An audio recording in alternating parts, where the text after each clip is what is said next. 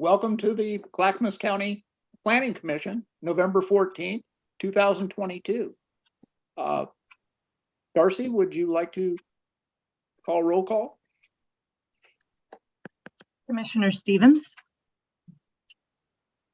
Present. Commissioner Lopes, Here. Commissioner Moss, Here. Commissioner Murphy, Present. Commissioner Pasco, Present. Commissioner Wilson, Present. Commissioner Pack, and Commissioner Peterson are both absent. Commissioner Schroedel is not here. Thank you. Okay, I have some information to pass through on this. For the public hearing is now open for the consideration of file numbers Z0354-22-CP and Z0546-22-ZAP, an application by Joni Shaver for a comprehensive plan map and corresponding zone change of approximately 14.85 acres parcel located in Malino, Oregon. The proposal is to change the comprehensive plan map designation from agriculture AG to forest F with a corresponding zone change from exclusive farm use EFU to timber TBR or ag/forest AG/forest. Assisting us in the hearing today are several members from the county staff: Martha Fritzie, Principal Planner; Jennifer Hughes, Planning Director; Darcy Renhart, Administrative Specialist. This public hearing is being conducted virtually using the Zoom platform. Panelists for today's hearing, which include members of the Planning Commission and county staff, have both audio and video capability. The applicant will be added to the panelists during their presentation. If a panelist is participating with audio but not video, members of the audience will not see the panelist's name on their screen, but will be able to hear them when they speak. Audience members who have joined the meeting will have their mics muted unless they wish to testify, in which case they will be able to call upon to do so by the county staff moderator. Audience member video will not be turned on at any time. Today's hearing is being recorded as required by law. The county will make every effort to post a recording on the county website as soon as possible. B, general statements. The Planning Commission is charged with making a recommendation on the application to the Board of County Commissioners. The record from this hearing will be forwarded to the board, which will make the final decision on this matter. The board will conduct another hearing on this application on December 14th, 2022 at 10 a.m. That hearing will be de novo, meaning that the hearing will be started anew and additional testimony may be offered. Tonight's hearing will not go beyond 10 p.m. unless a majority of the planning commissioners in attendance vote to continue past that time. If not concluded, it will be continued to a date and time certain.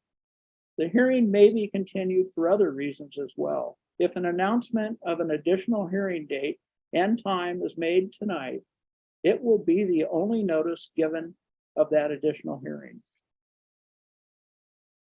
Conduct of hearing. The public hearing will be conducted as follows.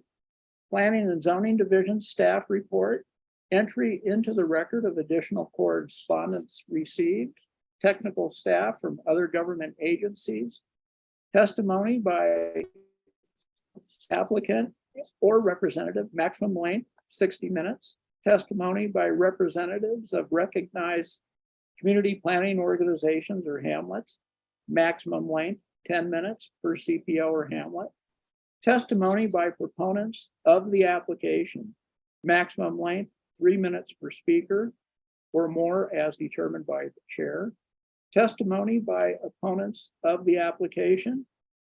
Maximum length 3 minutes per speaker or more, as determined by the chair. Testimony by persons who are neutral on the application. Maximum length 3 minutes per speaker or determined by the chair. Applicants rebuttal, which is limited to arguments addressing evidence already in the record. Maximum length 30 minutes. Planning and zoning division staff rebuttal, which is limited to addressing evidence already in the records. Closing the public hearing and planning commission discussion and action.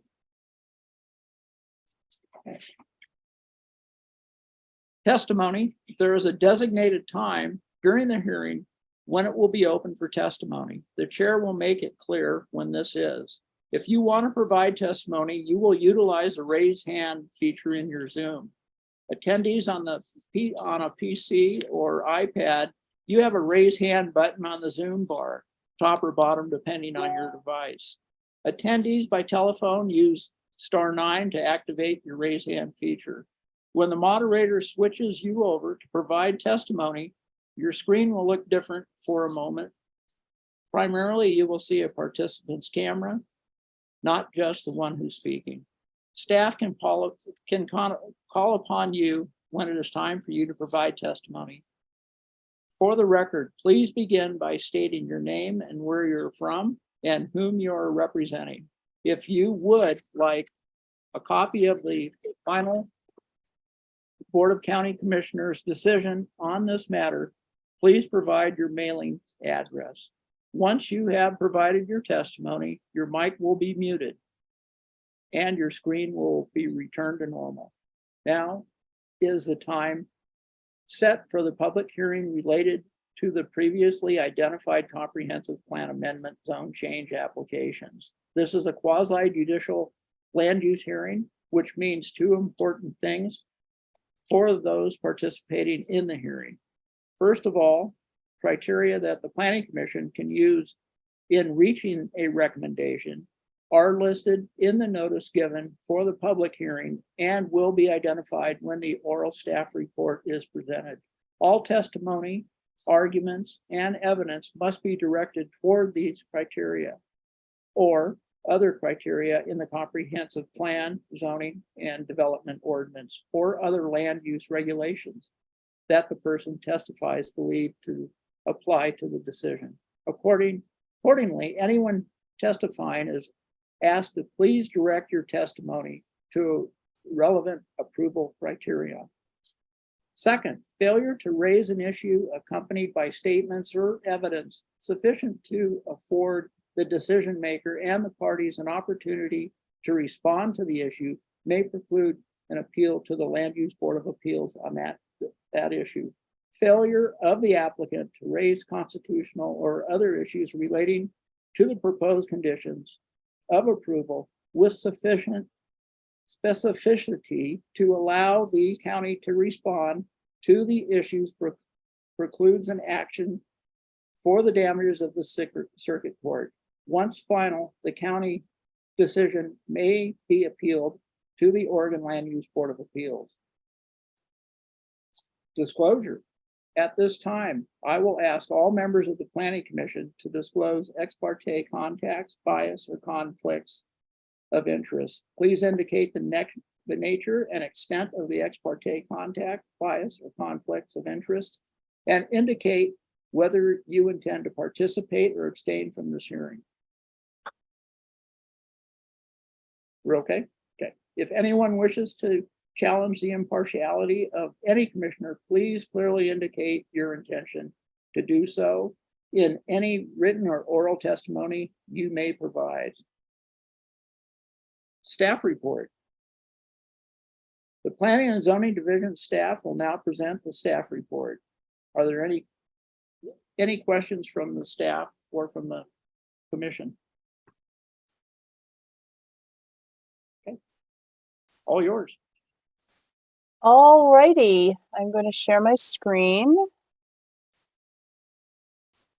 All right, everybody can see that, right? Okay.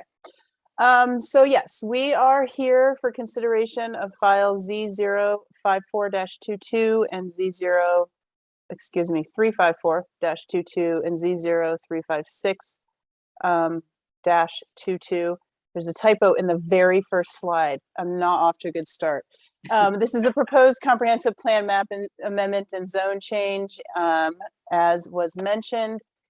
It includes a proposal to change the comprehensive plan designation of the applicant's property from agriculture to forest, or AG to F, and a corresponding zoning designation change from exclusive farm use, or EFU, to either timber or ag forest. And it should be noted, as we are having this conversation, that both the timber and ag forest zones implement the forest plan designation. So either of those theoretically would be appropriate for a property if it were designated forest. So important to note as well, this comp plan zone change would not authorize any new development. It would simply change the zoning of the property and potentially allow for different types of uses and development than are currently allowed under the property's EFU zoning. The applicant has noted that they would like to build a home on the property, and if it were zoned timber or ag forest, they might be able to. But just like the EFU zoning, homes are not an outright allowed use in the timber zone, and so it's not a guarantee. So the subject property is about 14.85 acres. It's located up here, approximately a mile northeast of the unincorporated community of Malino, approximately a mile-ish east of Highway 213. It does not have an address. It's a single tax lot. And it is, as I noted, currently zoned EFU. The properties around it are all also in natural resource zones, either timber, ag forest, or EFU. To the north and west of the property are other properties zoned exclusive farm use. Down here in this color green are properties zoned in the mixed farm and forest zone, the ag forest. And then in this other green to the east and south are properties that are zoned timber, including some pretty large properties over here that are owned by a timber company and are definitely in some sort of timber production. So this is an aerial photo of the subject property identified here. It's sort of an odd shaped property. I called it kind of a teardrop. It sort of is. It contains, to my knowledge, no structures. It's largely forested, although it does have a small area over here that has been logged. And the applicants noted 2 spring-fed streams on the property. Those streams are not regulated streams under the county's Goal 5 program or the county's zoning and development ordinance. They are areas that are identified on the statewide wetland inventory as wetlands. And we'll discuss those a little bit later in the presentation. They are relevant to this proposal, and I do have a sort of rough map of them. The property has been described as relatively rough terrain. It's got some flat areas. It's got some somewhat steep slopes. Generally in the southeast and sort of the northeast portions of the property are where it's sloped. There are no other protected resources on site, like streams or other protected resources that would be subject to specific requirements on our zoning code, just the steep slopes and then the wetlands that are actually protected under the state. The soils on the property are class 4 and class 6 soils. Those are considered low value agricultural soils. Each of these 2 types covers roughly, just eyeballing it, roughly 1/2 of the site. And why is this not working? So that's just to give you some context of the site itself. Public notice was sent out for this application and this hearing on October 10th. The only comment that we've received is from the Department of State Lands, and that was in response to the required notification we have to send them when we find a wetland on the site. They essentially said they're not expecting any impacts to the wetland on the site with this proposal. We've received no testimony from the public, and we also have received no testimony from the Hamlet of Malino. Whoops. So moving on to the relevant criteria and findings. Because this is a comprehensive plan change and a zone change, there are, of course, a lot of relevant criteria that we have to address. I am not going to go through every single one of these in detail in this presentation. You all received a staff report that includes some analysis and findings related to each of the relevant criteria listed here. I'm really going to focus on the 4 big zone change criteria that are listed in section 202 of the Zoning and Development Ordinance. Just keep in mind, anytime you're doing a comprehensive plan change, designation change, and a zone change, it is subject to the statewide planning goals, the county's comprehensive plans and goals. And when I talk about it sort of in context of the zone change, I'm really talking about both the plan amendment, like the plan designation and the zone change. I'm just trying to make it a little bit easier for everyone to get through. So there's 4 real main criteria for a zone change, and they're listed in section 1202.03 of our zoning code. The first one is pretty big, and it essentially says the proposed zone change is consistent with all applicable goals and policies in the comprehensive plan, which ties you into the comprehensive plan, which ties you into the statewide planning goals. And so after digging through the county's comprehensive plan, it was found that there were 5 policies and 5 chapters that were applicable to this proposal. The ones in chapters 2 and 11 are really procedural and talk about coordination, and all of the appropriate procedures have been followed with this application. Chapter 5 is our transportation system plan, and in transportation 5, there's policy that specifically states that a zone change must comply with statewide planning goal 12, and specifically the transportation planning rule. I'll talk a little bit more about the traffic study toward the end of this presentation, but really the short version is the applicant provided a traffic study, and it does demonstrate compliance with the transportation planning rule. Because there's a water feature on the site, we also have to look at chapter 3, which is natural resources and energy. And in that chapter, there's really only one policy that's applicable, and it talks specifically about wetlands that are outside of both the metro boundary and the Portland Metropolitan Urban Growth boundary, and it specifically talks about preventing disturbance of natural wetlands associated with river and stream corridors, and it specifically relates to zone changes or other significant developments. It seems very vague, and that's kind of for a reason. When this really relates to our Goal 5 program, and at the time, and we still don't have very good mapping of the wetlands outside the Portland metropolitan area. So this policy was put in there to sort of keep us in check and make sure that we are considering wetlands when we're looking at major development proposals, and also to assure that we're consistent with Goal 5 for our wetlands resources. And so this is a map that is going to come with a few caveats. And so the blue lines on here are from the statewide wetland inventory that you can find on the website on the Department of State Lands. And these are the general areas where the wetlands are identified. The first caveat is I kind of drew the subject property on here. There's no guarantee that those lines are exact, although I think they're fairly close. And you can kind of see that there are certainly some wet areas that come along the southern sort of boundary of the property. The Department of State Lands, as I mentioned, took a look at this and sent back a statement that's some comments that are in Exhibit 3 in your packet, that they're not anticipating any wetland impacts as part of this proposal.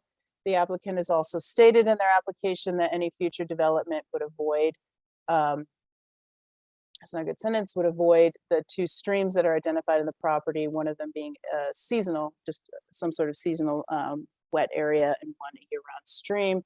And so I think that it's reasonable to conclude from this information that this proposal would not, would not just necessarily disturb the wetlands on the property. And any future development would also have to be reviewed by the Department of State Lands, just to add a little additional assurance that they won't be impacted. And so then the final chapter that we found some policies in related to this proposal is chapter 4, the land use chapter. This is really sort of the meat of the analysis. This chapter contains definitions for and policies for agriculture and forest land designations, including the policies listed there, and they are discussed in more detail, like I said, in the staff report. And they also are reflective of all of the components that are included in the definitions for agriculture and forest lands and statewide planning goals 3 and 4. I have attempted to summarize the main points of both the definitions in our comprehensive plan and in the statewide planning goals, and of the criteria that are listed in those 2 policies that I noted above for the designation of agriculture and forest lands. Essentially, it comes down to agricultural lands should be those that are predominantly class 1 through 4 soils. It can include other lands with other soil types that are suitable for farm use due to grazing, irrigation, land use patterns, or some other listed factors. They should include parcels generally of 20 acres or larger, and those primarily in agricultural use, or those that are necessary to permit farming or prevent conflicts in adjacent lands. Whereas forest lands should be designated for those properties that are those areas that are in existing and potential forest lands. Other lands that are needed for watershed protection, wildlife, fish and habitat, or recreation, those that are predominantly capable of generating at least 85 cubic feet of timber per acre per year, and that comes into play in just a minute. Those that are generally in forest uses, and it includes forested areas that buffer more intense from less intense uses. And so when we look at the subject property and we look at historic photos of the subject property, this is from 2020. We can clearly see that it's covered in trees, or mostly covered in trees. Even back to 1994, you can see that this is a forested area. It's not an agricultural area. In 2000, there's clearly trees on the property. And I didn't attempt to draw the property on here, but you can kind of tell from the road patterns, like roughly where it is in these photos. So it's pretty clear that this property has, at least in the last several decades, not been in any sort of agricultural production. And furthermore, I mentioned that the agricultural soils are class 4 and class 6. This is considered low value farmland. However, based on our tables and soil classifications and information that we have from the Department of Forestry, these soils actually produce a good amount of timber, and they're listed at 135 to 148 cubic feet per acre per year. And that's well above the 85 that was identified both in the state law and in our comprehensive plan. As I noted, it's currently forested and appears to have been for at least several decades. This property also includes some fairly steep terrain and some other wetland areas or water features that could potentially benefit from protection. And so staff has found that the subject site really meets the criteria for a forest designation rather than agriculture. And so once you determine there's a forest plan designation on a property, Chapter 4 also tells you how you differentiate between giving it a timber or an ag forest zoning designation.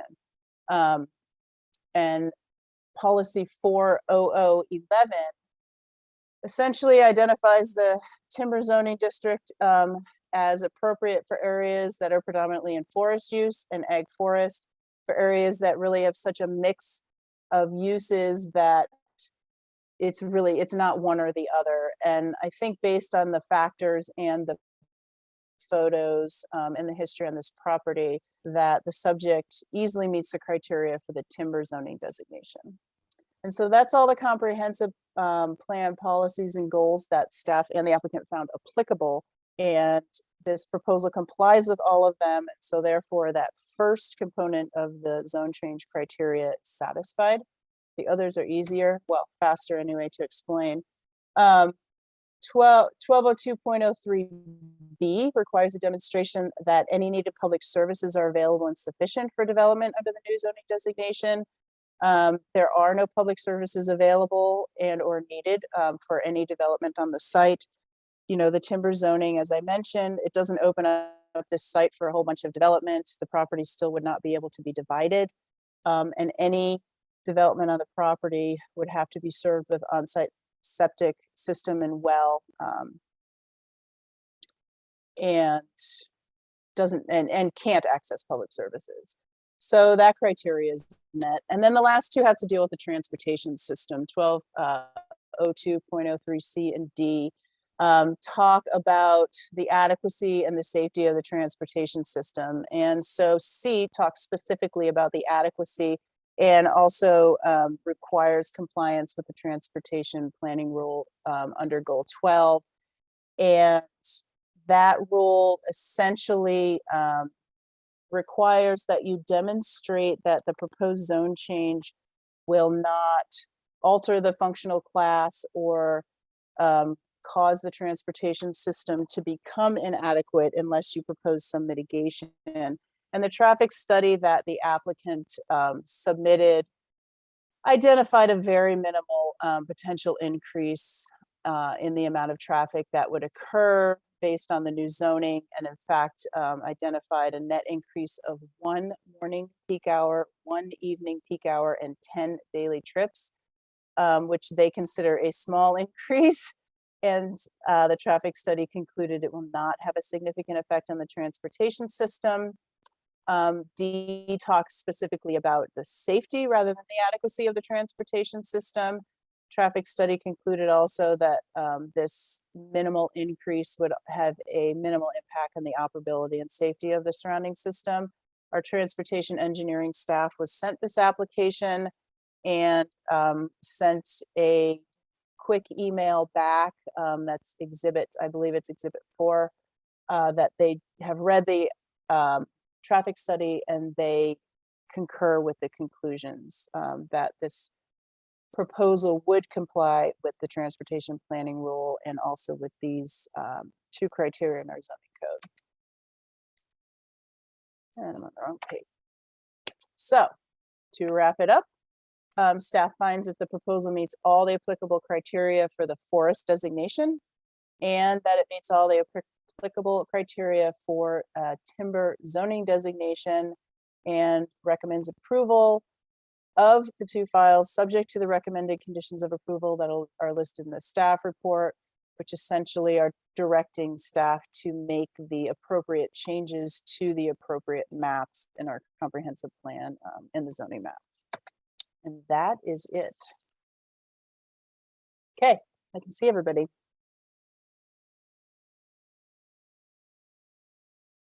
Great job, Martha. That was really helpful.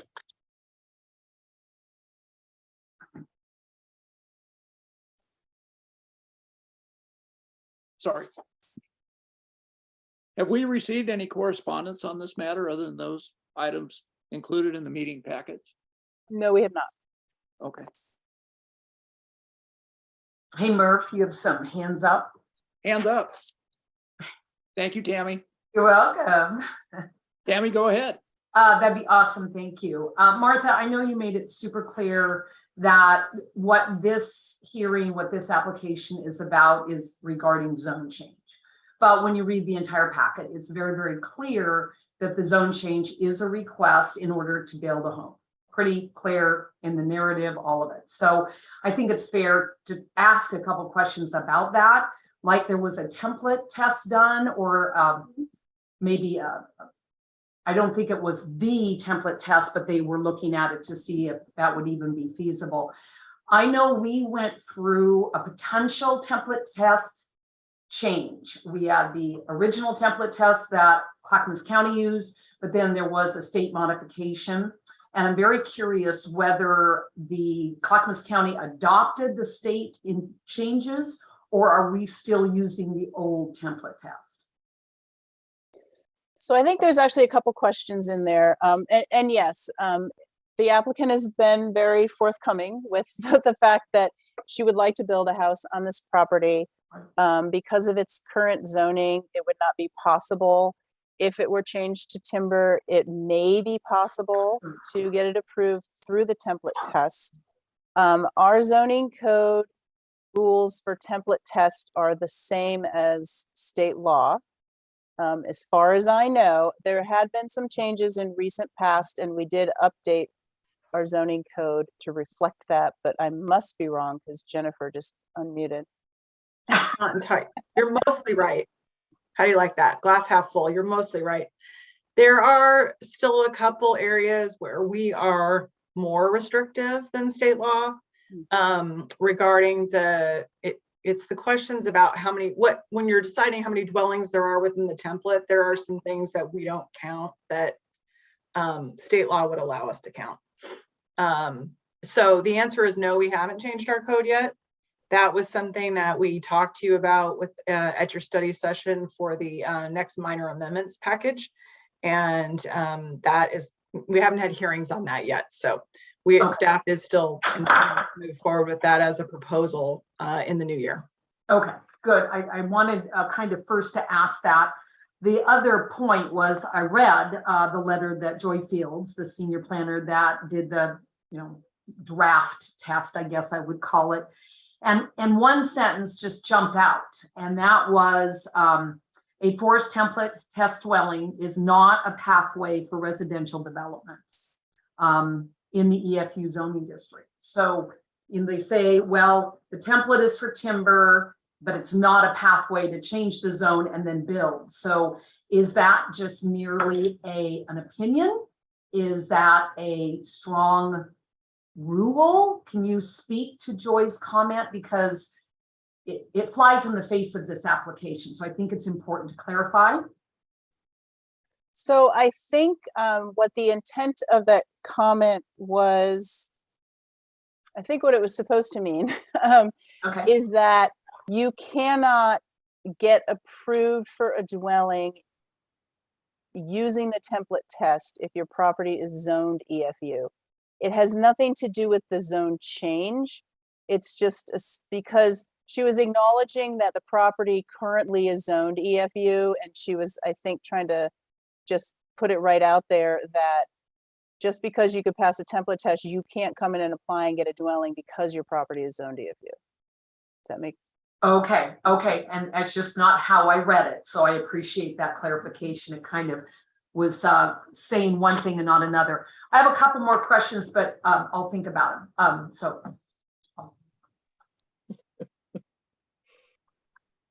Thank you, Tammy. Louise?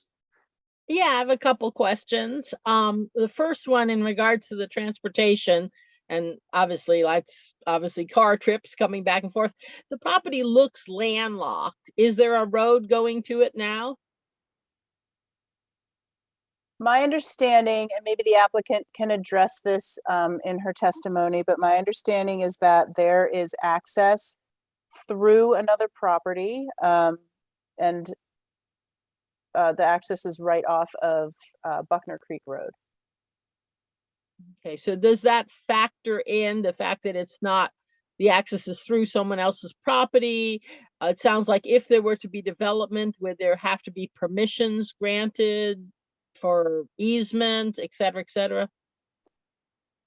Well, there should be an easement for access if that property is using it as legal access. And so that would really be a factor of any sort of development approval.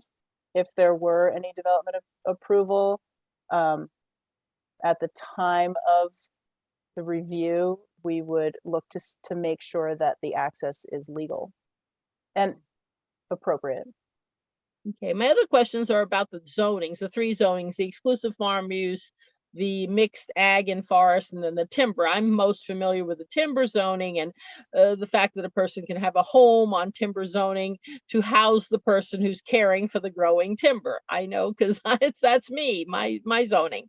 But both of the other two zonings, I would think, have some ability to have a home for the person either farming or for the mixed use. But it sounds like in this case, the current existing zone of EFU would not allow a residence. Can you enlighten me on those two other zonings and when a home can be on those properties? Sure, and I was oversimplifying it, admittedly. There are ways to get a piece of EFU land qualified for a dwelling, and one of them would be to farm the property and generate a certain amount of income for at least 2 years, and then you would potentially be allowed to build a house. There are some other ways that involve owning the property for a very long time, etc. But none of them allow it outright. And this property isn't currently being farmed and would potentially be difficult to farm. And so I don't think that it was that the applicant thinks it's feasible to farm the property and generate enough income to qualify it for a house. On the flip side, for a timber zone property, there's no requirement that you have timber in production and generate a certain amount of income like there is in the farm zone. You can get qualified for a dwelling just simply using this forest template test, which puts a 160-acre template over the property and counts the number of legal lots and legal dwellings within that template area. And if you find more than a certain number of legal lots and dwellings in the area, then you too can get approved to build a dwelling. And that's one of the criteria. There are other criteria, but that's the main one. The ag forest is an interesting zone. It's a mix of farm and forest, and it includes uses and processes in both the EFU and the timber zone, depending on the situation of the property. The easiest way to explain how to get a house on a property that's zone ag forest is you have to look at what was on the property in 1993. And if it was farmed, then you go the route of you'd have to qualify under the EFU rules. If it was forested, you could qualify under the forest rules and theoretically could do the template test. And again, there's other ways to get houses on forest property, but that's the most common one. So the reason that the staff recommends the timber designation for this property is strictly based on its history and use. That would be the route to go. Yes. Okay, thank you. Kind of an unrelated question. If I've got my hand up, so I think I'm next. Martha, so this property obviously is heavily forested. It's surrounded by high value forest land. There's no evidence that there was anything even like remotely like a vegetable garden on this property, right? Like, is it your opinion that this was just zoned ag by mistake? Because it seems like it should never have been zoned ag in the first place. That's a tough question because I don't know. I mean, I really don't know. It seems like it's got low value soils. It seems like it's got some topography, but we also have much better mapping and resources now than we had, decades ago when these were zoned. And I think that, lines were drawn sort of in bigger swaths and we just couldn't look at as much detail. So I don't know if it's necessarily a mistake. I mean, this could have been considered a transition area, I don't really know. Or at least it was made with bad or incomplete information. Yes. And as Martha had said, the property to the north and the property to the west is EFU, and it is EFU. I mean, there's hay pastures and there's cattle and there's lots of stuff going on those pastures. This is seriously on the fringe. I know this area, it's right across the valley from where I live, and it's everything Martha described. There's steep parts, it's truly timber property. I wouldn't attempt to farm it, but I mean, other than maybe the flatter area where you'd consider putting a building, but it's just so on the fringe that I think as Martha said, it was probably missed.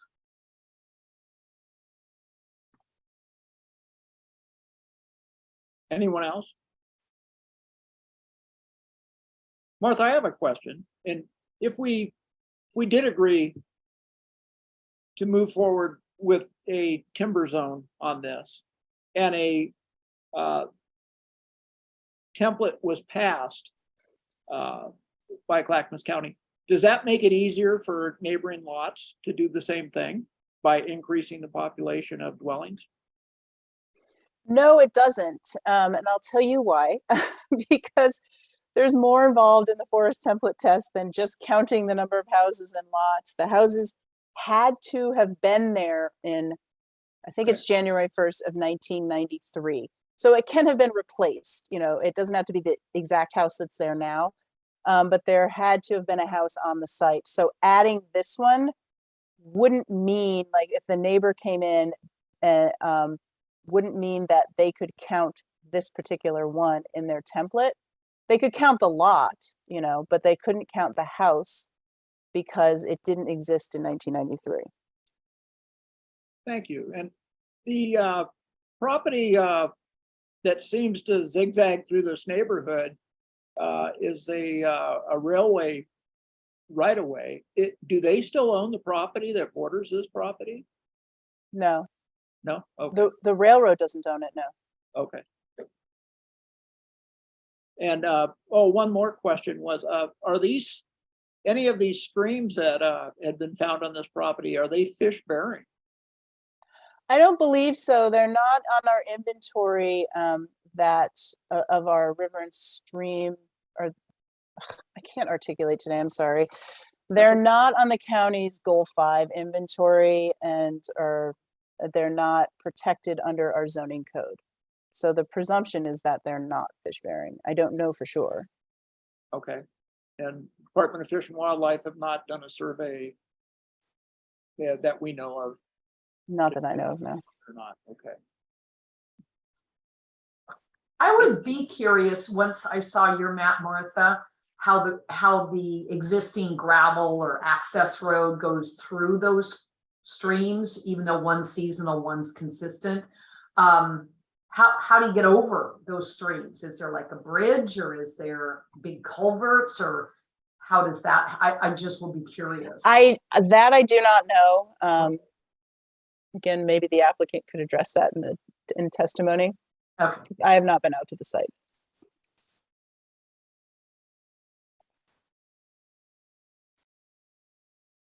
Anyone else? Michael? Kevin?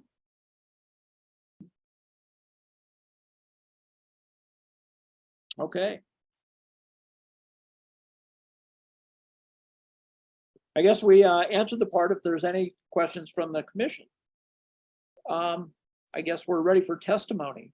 The applicant may now present the proposal. You will have a maximum of 60 minutes, Ms. Shaver. Go ahead.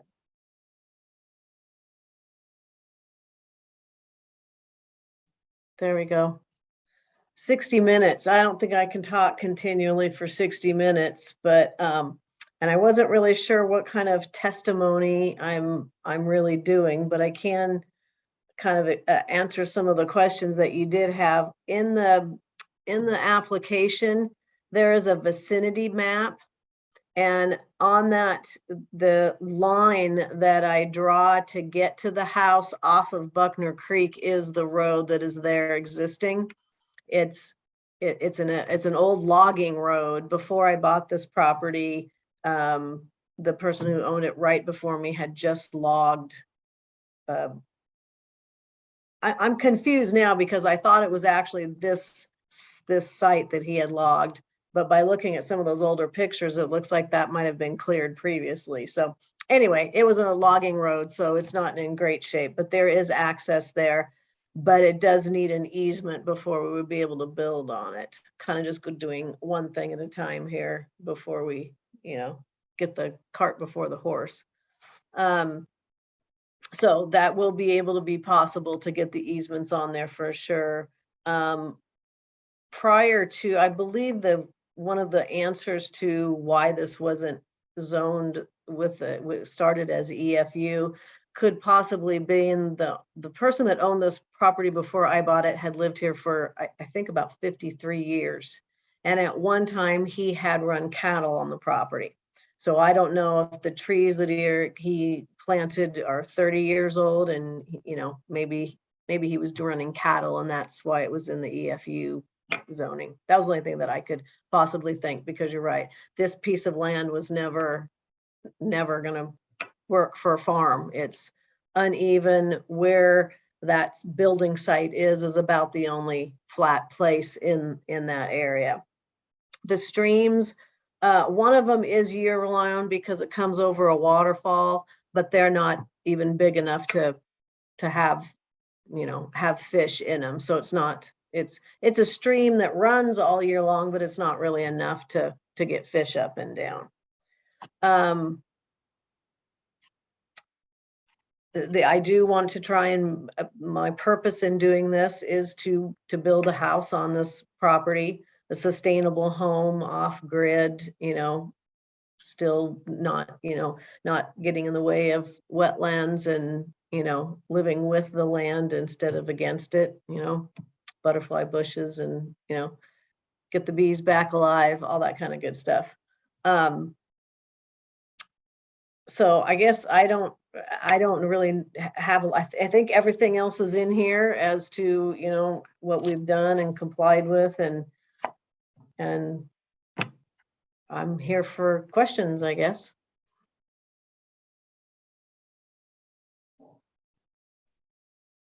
So Joni, does the log road drive over the two streams? It does, oh, that's right. It does go over a culvert that the stream comes through. So it does go over it. I'm not exactly sure what the material is, but I'm figuring it was whatever they needed to have, that log trucks could go across the spot. It's kind of overgrown right now. Michael? Yeah, I have a question. How long have you owned the property? 2018, May of 2018. And your original reason for purchasing it was the hopes of building a home on it? Well, I actually own a piece next door at 14781 Buckner Creek. And so that's where I live now. And when I bought the property, I bought all of this property. It was not my intention at first to do that.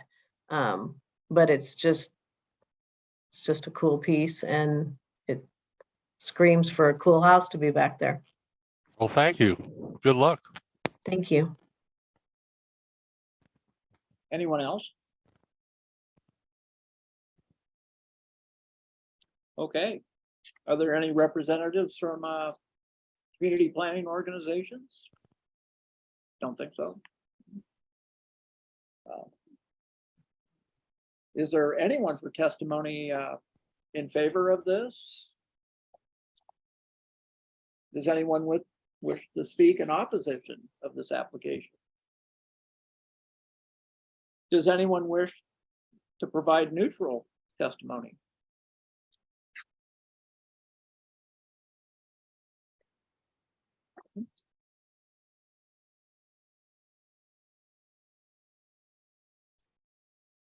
I do have a hand up.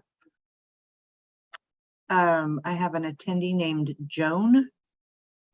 Okay. Go ahead, Joan. It's Joan and Glenn. Well, I'm the guy who clicked it. We just wanted to say thank you. We're new neighbors in the area and we're watching this process. And we appreciate what we're seeing. A lot of integrity, a lot of hard work. Thank you so much. Very welcome. And I want to thank you for showing up. Well, Thanks. no problem. Do we have to push a button here? Do you have any questions?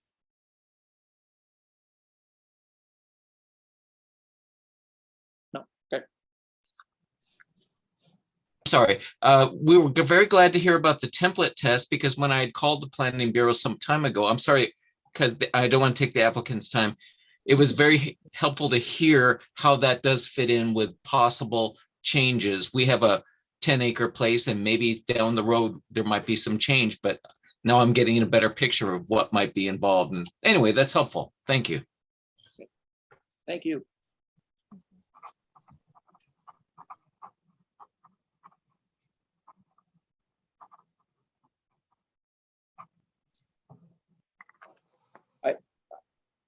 Consider continuing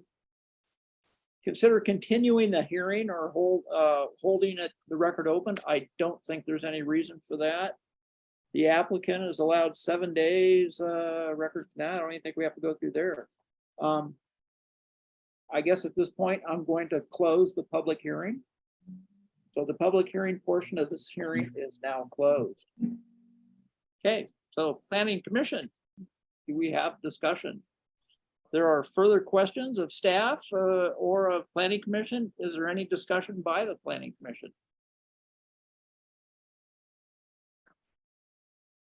My hand up, Chair. Oh, I'm sorry. Yeah, it's in the yellow light. Okay. Go ahead, Kevin. So I think this is very straightforward, and I think we should approve this, for this applicant to go the route to build a home on it. Looks like a beautiful piece of property, and I think it'd be a great spot for a home. So I'm all in favor of this change. Thank you, Kevin. Anyone else? I will agree, and I'm happy to make a motion or second Kevin's whenever you're ready. Yes, if I don't see any other commissioner having to say so on this, it's very straightforward. And Joni, thank you for all the work you've done coming Thank you. prepared. Yeah. Okay. Okay, Brian, I think we're ready. I will move that the Planning Commission recommends approval of ZO 354-22-CP and ZO 356-22-ZAP, subject to the conditions of approval in the staff report. I'll second. All in favor? Aye. Aye. Oh. Aye. But I don't know if we need, I think it's unanimous. Yay. You can always do have everyone click raise hand who's in favor, and that kind of gives you an official count. Yes. This is going too fast. It's very fast. I just want to add really quickly in kind of context of the previous comment about the integrity of this process. I just want to commend Joni for being so forthright in all of this. It actually makes our job a whole lot easier. It's really commendable, and I appreciate it. Thank you. Well, I got educated real quick, and Martha and Melissa were great in heading me to the right websites and what I needed to find out, and so I was able to figure it out. But they were, they really totally helped me through the process. So appreciated it a lot. Yeah, there's a lot of pieces to this pie, and just being able to get all your ducks in a row and get it all done, which you clearly did. So we appreciate all your hard work. Well, thank you. I'm much smarter now, and I understand a lot more than I did before. I think possibly Joan will be calling you. Yeah, give me a call, Joan. I'm a real estate agent too, so give me a call. Oh. There'll probably be some openings on the Planning Commission pretty soon if you're really interested. I might write that down. You got to keep your options open. So was the vote in favor unanimous? Murph, was it? Yes, it was. Okay. Yeah. And so I guess we moved to close this hearing. The public hearing is now closed.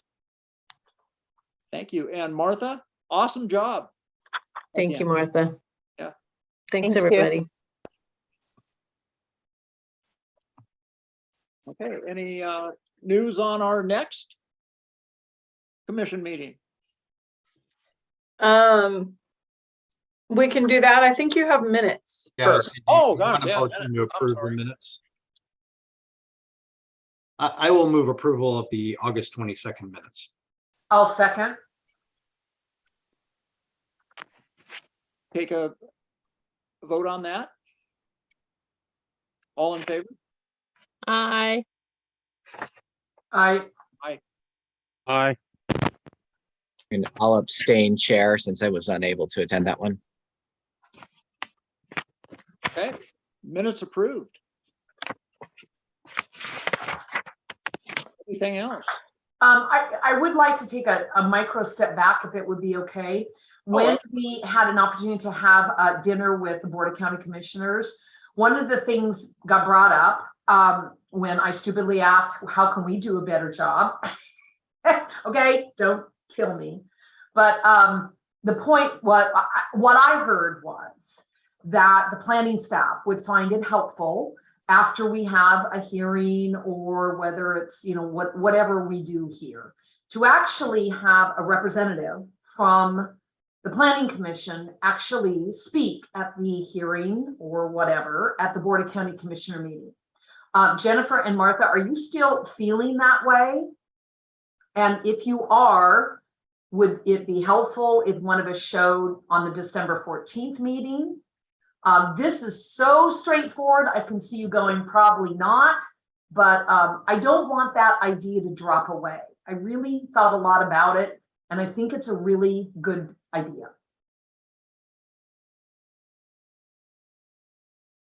Well, this was Martha's idea in the first place, so she should Yeah. probably speak to it. I will say, yes, I think it's a good idea. And I think it's kind of up to the commission to decide, who's going to be the spokesperson. It certainly doesn't always need to be the same person. Right. You can, of course, do that on Zoom now. The board's meetings are hybrid.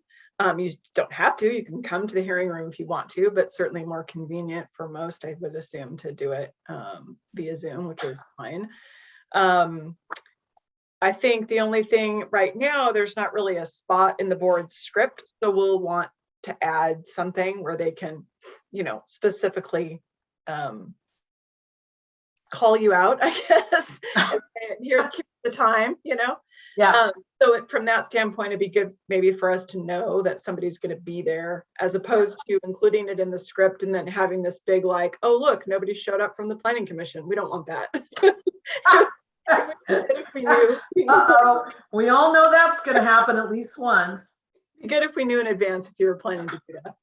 I can't find it, Martha. Direct me. Where is the BCC meeting? My memory's saying December 14th. It's December 14th at 10 a.m. Okay. Okay. So I would agree with this one. There's not really probably a need for it per se, but if you just kind of want to pilot this, it's probably a pretty good one for that. Absolutely. Yeah, and if a couple of us wanted to show up, I think that would even show more emphasis, especially if it was over the transportation plan. That was a pretty heavy meeting. And Brian, I wish you were at the meeting, because this was a discussion we had that pretty much started with discussion about the transportation plan of Damascus. And, how do we emphasize how important those intersections need to be addressed? And that was a serious discussion. And I agree 100% that that's what this commission is here for, is to put that emphasis in front of the board. I'm sorry, I missed that. I would love to download with someone about how that conversation went. One thought I had was, I think there's a lot of examples over the years where we do in fact have, usually the things that come before us are pretty low key, straightforward, right? And I don't know that there's a reason for us to be in front of the commission every time, but it might make some sense for, after each one for the commission to take stock and say, hey, is this something where we feel like we need to make a more pointed, stronger presence in some way? And at that point, we can have a discussion about who that should be or whatnot. Maybe this really should just be a kind of on a case-by-case ad hoc basis. I don't know. Well, and one thing, Brian, was that a couple of the BCCP members or commissioners stated that they would like that and would find it helpful.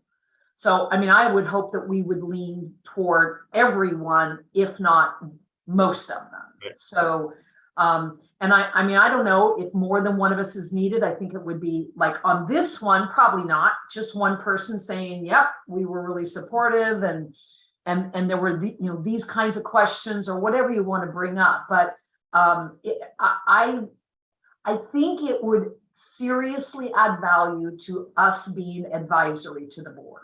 I do agree with that. I think it would strengthen the relationship between the Planning Commission and the BCC, for sure. Yeah, I agree. So Chair, do you want to attend this one? I would definitely attend this one. Okay, so you're going to do December 14th at 10 o'clock? Yes, and the subject is this hearing, right? Yep. Yeah, absolutely. So what we'll do is kind of amend the standard script that the board has for land use hearings to have a spot. Off the top of my head, maybe that happens right after the staff report, but I'll talk with Nate, our counsel, about it. And so then the chair of the board will just, call on the Planning Commission representative to basically just present the recommendations. So, in most cases, I think we're talking about 5 minutes. I mean, it's not like there needs to be a major, but if it's something more complicated where you had a lot of issues, there may be more to say than that. But essentially, just what the Planning Commission's recommendation was, and then key reasons why.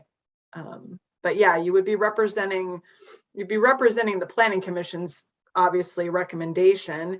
And if it turns out that you have one that's contentious, you could certainly have somebody come and give the minority report as well. If you were interested in doing that, when you have one that's more of a split vote, that's certainly fine as well. Yeah, absolutely. Yeah, this is the one time you could speak in front of the plant or in front of the Board of County Commissioners and actually state your involvement with the Planning Commission. To come and talk in public, you wouldn't really be able to do that. But yeah, this is a time to actually use this position to fully represent community involvement. So yeah, most important. I love it. Thank you. I do too. I think that it helps staff a lot too, because the board often asks us in the presentation, well, what was the Planning Commission thinking? Why did they say that? And of course, I'm here and I can try to articulate it, but the last thing I want to do as staff is misrepresent what your opinions are or what your thought process was or your reasoning behind the recommendations. So yeah, it definitely helps us. Yeah, this would be a great experiment. So let's see how this works. I love it. Anything else? So we don't have anything for the rest of the year, huh? Nope, you guys are off for the rest of the year. I do have sad news. At least it's sad for me. I'm going through a grief process. I suspect some of you will share my dismay that Glenn Hamburg is leaving the county to go work for Metro. Metro has stolen him from us. No. And I know he's done a lot. He's done a lot of work with you, and so I had a feeling you would share my. We steal him back. I just, what was that, Brian? Can we steal him back? Yeah. Well, yeah, certainly lobbying is appropriate. Yeah. We could bring this up December 14th, right? At the Yeah, so his last day, he's actually done at the end of this week. So so yes, Metro is their gain is definitely our loss. So because of that, the minor amendments package that he was working on, originally, well, it shifted a couple of times, but the most recently we were going to do it on January 9th because the board couldn't hear it till February. And now the reality is that I'm probably going to have to do it if it's going to happen. And so hence I have to figure out when that's going to work in. so it's probably not going to be January 9th, but it is still my plan to have this happen. But yes, I'm going to have to put my principal planner hat back on and see if I can remember how to do a staff report for code amendments. But you're secretly overjoyed about this. Yeah. And you know it. No, I'm not. I'm really not. Glenn is really good at that work. But just I guess on a serious note, we really have lost a lot of staff. And so we are way, way below where we need to be. And I think it's something we're seeing throughout the economy, of course. It's not just the Clackamas County Planning Department that's experiencing this, but we have 14 budgeted planner positions, and currently 5 of them are vacant. So, so when I tell you that we are stretched, I am not making it up. We are really, really stretched. And we've got a job posted and another one that we hope will be posted before Thanksgiving. But yeah, we aren't seeing the applicant pool that we're used to seeing. There's just. Is that a salary issue? Is it an overwork issue? Like, do you have a sense of like what's driving the problem? As far as the vacancies, I think it's all of the above and then some. I think there's a lot of different reasons. So we've had, of the 5 that are vacant, 2 of them were retirements of people who, had worked at the county for 25 or 30 years, and it was perfectly expected that would happen. Right. So those 2, just time is the answer there. But for the others, I think it's a combination. It's, I think that our salaries are less competitive somewhat, not with every jurisdiction, but with some jurisdictions.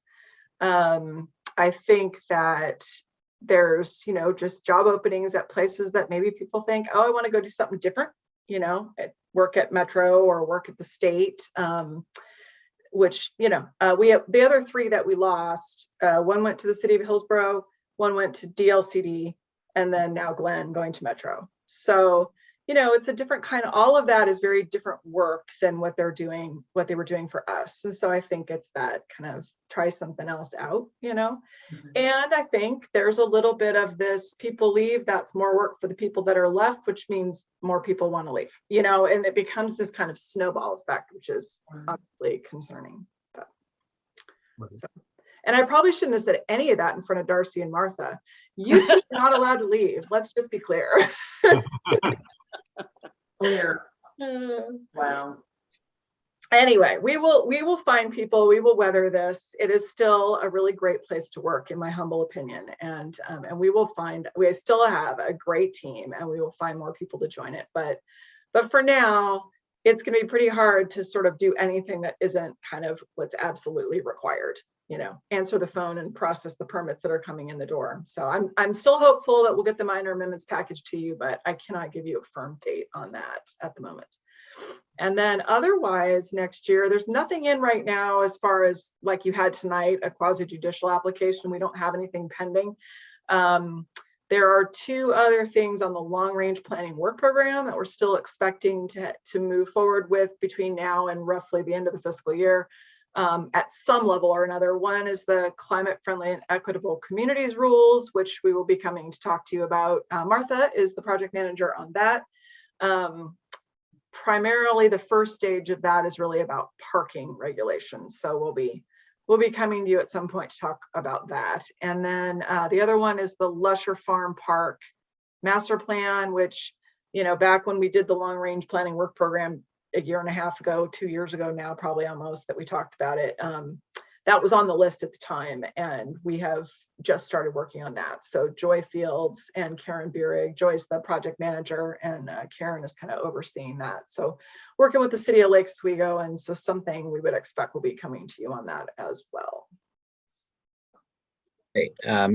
Jennifer or Martha, do you know anything about on Hogan Road out in Damascus about the addition of signs that were put up recently?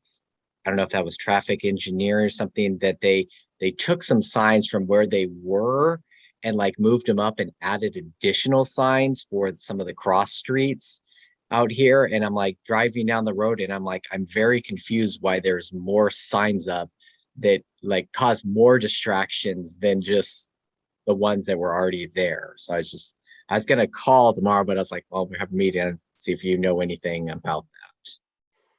Yeah, I don't know anything about it. So I guess, probably traffic engineering, or I don't know who makes those decisions.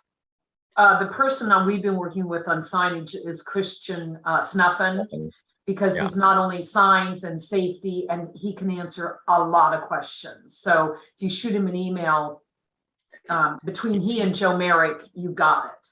Yeah, I know both of them. Yeah, because I was just driving down the road where one sign has our street, where I was like, oh, you always turn left when the sign's here, and now the sign is moved up the road. I'm like, am I gonna miss my own turn here? Like, what's going on? I had a question, is the fact that the staff is so short, why we can't go to a hybrid? I know we're not meeting anymore this year, but when we reconvene next year, will there be the opportunity for hybrid, or is that too much of an imposition being the lack of staff?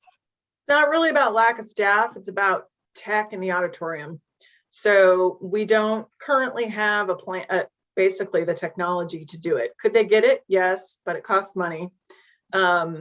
And there was a decision made way, way, way above my head that they were not going to spend the money to retrofit the DSB auditorium, at least for now. I'm not saying it's never, but for now, to do a true hybrid, the way, say, like the board's office or auditorium is set up, board's hearing room is set up.